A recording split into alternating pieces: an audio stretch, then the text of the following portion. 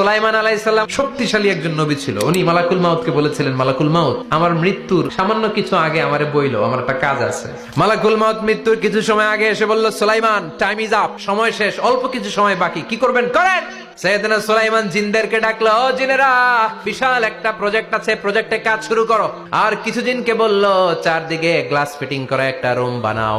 সাইয়েদনা সুলাইমান আলাইহিস সালাম glass fitting করা রুমের ভেতরে ঢুকলেন। এই রুমে ঢুকার দরজা নাই, হাতে একটা লাঠি নিলেন। কি নিলেন? লাঠির মধ্যে ভর করে দাঁড়িয়ে রইলেন আর জিনদের দিকে তাকিয়ে রইলেন। জিনেরা এত বদমাশ ছিল, সাইয়েদনা সুলাইমান দাঁড়িয়ে না থাকলে কাজ করতো না।